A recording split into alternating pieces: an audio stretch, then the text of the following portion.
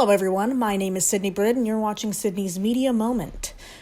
I want to start a new series on this program of ours today where I go through the history of bad movies from the 1930s to the 2010s so that I can find the worst movie ever made. It's my goal. Now, I took a lot of time to prepare for this, alright? I watched a lot of bad movies. It wasn't easy. I had to train for days at a time and get stronger, better at movie going. But in the end, my hard work paid off. And all in all, I watched around, 50 movies. So yeah, that's my cross to bear, but let's get into it. Today we're going to take a look at the 1930s and 40s, starting with the 30s, of course.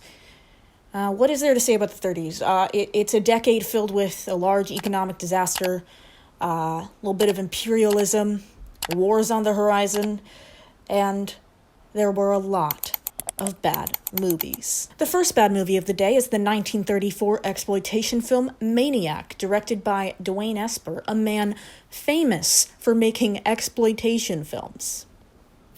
And Esper directed movies such as Narcotic, Marijuana, Sex Madness, and How to Undress in Front of Your Husband. But back to Maniac, it was actually written by his wife, Hildegard Stady, as an adaptation of Edgar Allan Poe's Black Cat. It's an extremely loose adaptation. Really, I suppose we could say it's just that there's a cat and a body. Where to start? There's so much to say about this movie. It's ridiculous. It was also released under the name Sex Maniac on exploitation circuits. A lot of films had multiple names. But here's the kicker. It was advertised as a documentary film on mental health. That way they could get away with a name like Sex Maniac. Really, it just inserts slides with questionable information on mental health throughout the film. The movie's been criticized ever since its initial release for excessive use of footage of undressing women and for ripping horror sequences from the 1922 video essay Hoxen. Esper just took footage from Hospen and put it over his own at like 60% opacity. It's great. The plot is confusing to say the least, but I'll try to sum it up best I can. We have our protagonist, all right, Don, and he's an assistant for a mad scientist. They bring a dead lady back to life, and then he kills his mad scientist boss and impersonates him. And while he's impersonating him, he treats a patient named Mr. Buckley, and he accidentally injects him with adrenaline, which causes him to go absolutely bonkers. And this man Buckley, he ends up kidnapping the undead lady and ripping her clothes. And that is the last we see of that maniac. Buckley's wife finds the doctor's body and blackmails Don, so Don ends up hiding the body in a wall, as you do, and he tricks Mrs. Buckley into fighting his estranged wife, who, by the way, came back because apparently he came into a lot of money. You never see that happen. And then, when the two ladies are fighting, the coppers show up to break up the cat fight. And, because there's a cat there that sniffed out the dead body, they find the dead body, and Don is arrested. And that's it. That's the movie. It's not confusing because of the way I phrase it, it just is. I mentioned that this film was also released under the name Sex Maniac. Well, it was also released under the tagline, "He menaced women with his weird desires." But the scene with the maniac takes up, I kid you not, around 1 minute and 24 seconds. The acting and filming of this movie is awful. It's very cheesy and corny, and it's incredible. It's an incredible mess.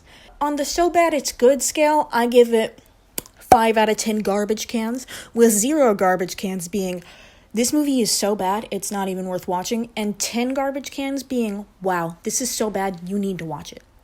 Now let's move on to our next film of the 30s. I'm bringing in the 1936 iconic exploitation film, Reefer Madness. The story behind this film is incredible, amazing, iconic. The film was originally funded by a church group under the name Tell Your Children. So it's supposed to be a warning film, all right? To tell parents to tell their children about the dangers of marijuana. However, the one, the only, the great Dwayne Esper bought it, and then he edited it, added in some new shots, and then put it on the exploitation circuit. The movie starts like all good movies do, with a lecture. There's a man giving a lecture to a bunch of parents at seemingly a school, and he's telling the parents that marijuana is, quote, a dangerous narcotic, which is worse than opium, black tar heroin, and morphine, which is very redundant. The sale of marijuana is even more difficult to detect and halt than the traffic in drugs such as opium, morphine, and heroin. And more vicious, more deadly, even than these soul-destroying drugs, is the menace of marijuana. Okay, plot. So we meet this couple, all right? May and Jack, and they sell weed. They have some weed-smoking friends that come over and hang out often. Their names are Blanche and Ralph. And we also have some kids, Mary and Bill, the pure innocent couple. They're not corrupt. And her little brother, Jimmy. He's a wily one. We gotta corrupt these kids, right? All right, let's get into it. I'm gonna quickly go through what happens because so much happens. It's ridiculous. Starting off, all right? Jimmy and Bill try weed and get addicted immediately. Jimmy, while high on weed, gets into a hit and run. Of course. And Bill, because he smokes weed now, cheats on Mary with Blanche. Ooh. Next, Mary is tricked by Ralph into smoking weed, and Ralph tries to kiss her while she is passed out because weed does that. And Bill, who literally just came back from cheating on Mary, sees Ralph, and he hallucinates that Mary's actually the one kissing Ralph. And he goes wild bananas, all right? And he attacks Ralph. And then a tussle breaks out. Jack gets involved in the tussle, and he accidentally shoots and kills Mary. Oopsie daisy. And Bill is framed and imprisoned for murder. Ralph starts going crazy with guilt, and eventually May, Jack, Ralph, and Blanche are all arrested. May lets it slip that Jack's actually the one that killed Mary, all right? And then she jumps out a window to her death. And Ralph... I'm sorry. Ralph is declared incurably insane because of his addiction to marijuana. And he's put into a mental institution for the rest of his days. At the end, we go back to the teacher, and he points to the camera and he says, "This could happen to your kids. Tell your kids."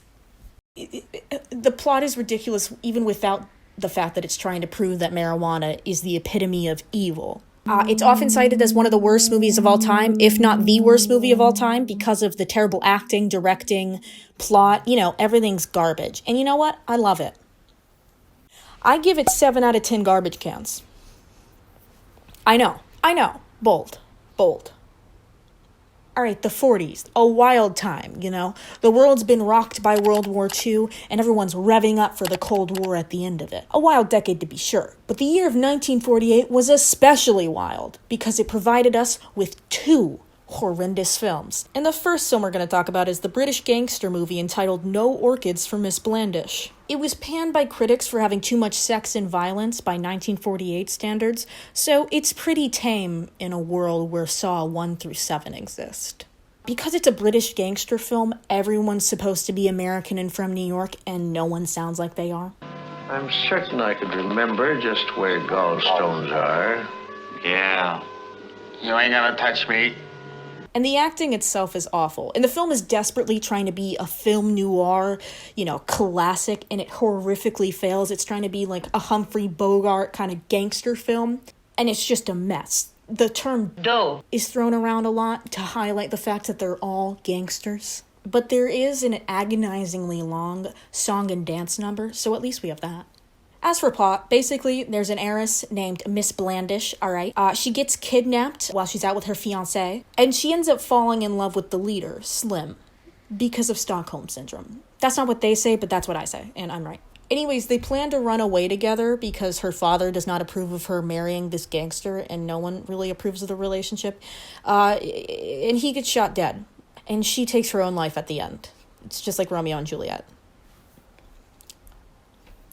Again, the film's clearly trying to be a film noir, gritty gangster tragedy, and it fails miserably. Slim's clearly supposed to be some Bogart character, like in Casablanca. I mean, it's so clear it's not even funny. He owns his own club, and he even says to Blandish, "See you, kid," at the end of the film, "Here's looking at you, kid." The film fails miserably at everything it tries to emulate, and it's not even so bad that it's hilarious, like, oh, this is so bad you have to watch it. It's really just bad. Let me go. No, let me go. You dumb slut. What do you expect? Santa Claus?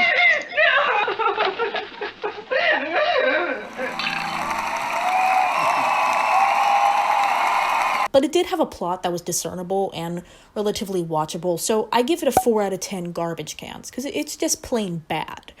That being said, the film was a huge success. Obviously, such a controversial film is going to bring everyone to the box office, and it worked. It broke records in England. So who cares what I say? They made a ton of money. And lastly, we have a film with a seemingly unoffensive title, but don't be fooled. I'm talking about The Babe Ruth Story. The film is a biopic based on Babe Ruth's autobiography, and it's so ridiculous. So much of it is clearly made up, and Babe Ruth is depicted as some lovable oaf. The movie follows Babe through his life as a baseball legend, obviously. What else are you going to talk about? His alcoholism? No. The plot's pretty cut and dry with some added stupid elements. He starts as a child, and then he joins the Orioles, and then 16 minutes into the film, he's already on to his second team, the Red Sox. So everything's happening fast. Then he joins the Yankees, and after that, he marries his sweetheart, Claire. And then he retires, and eventually he ends up sick in bed, and then we see him heading into an experimental surgery. Yeah. The movie, because it worships Babe Ruth, says that Babe's not getting this experimental surgery for him. He's doing it so other people will have the option of it if it succeeds, because he's just such a giver. And that's it. We don't know if the procedure went well or not. We just know that well, in hindsight, we know it didn't work. I assume this is because the movie was made before he died and released the year of his death. So, I think they just released it without his death because they were like, oh man, he's not dead yet. But I really want to get this out quickly, so let's just film it. Babe, as I mentioned earlier, is represented as a down-to-earth half-wit, which is not even half of the truth. The movie left out his first marriage to Helen Woodford, his number of infidelities, the child he had outside of his marriage with Helen, his separation from Helen, and then the fact that he married Claire 3 months after Helen died in a fire. Oopsie daisy. It also neglected to include the fact that he partied all the time, fooled around with tons of women, and the fact that he drank so much one year that it impacted his 1922 season. Lastly, the film depicts Babe as the Jesus of baseball. 30 minutes into the movie, Babe is at practice and there's some kid watching. The kid's lying in a car, all right? He's lying, he can't get up. And then Babe's walking by and he waves to the kid and he says, "Hiya, kid!" And the kid is ecstatic and the kid starts standing up. And that's when we find out, because the father starts just howling, this kid's never stood up in his life. He's an invalid. He can't stand up. Babe Ruth just saying hi cured his paralysis. Oh my God, he's baseball's Jesus. And, of course, there's the story of the time that Babe hit a baseball for a kid who was sick. No one actually knows if that story is 100% true. But in this movie, it is. And he hit a home run for that kid. And guess what? It cured that kid's cancer. Yup. Baseball's Jesus. I give this movie, 6.5 out of 10 garbage cans. Because the plot's easy to follow. It's pretty funny seeing how they depict Babe Ruth as, again, baseball's Jesus. And just how much they leave out of his life. When you do some research on Babe Ruth, it's even more funny because of how much they neglected to show. Plus, I had fun watching it. I thought it was a charming movie. Yeah, it's bad. Yeah, it's dumb, but it was cute. It was funny. So yeah, 6 out of 10 garbage cans. Not a bad watch. Now, I feel like we've learned a lot about horrible filmmaking in the 30s and 40s. And upon looking for common ground, I found some. These films often have narrators, dope song and dance numbers, and moral messages or lessons that are just shoved down your throat, you know? So if you're looking to emulate the fantastic filmmaking of the 1930s and 40s, I recommend you keep those tropes in mind. Thank you so much for watching. I hope you had as much fun as I did, and I'll see you next week for the 50s.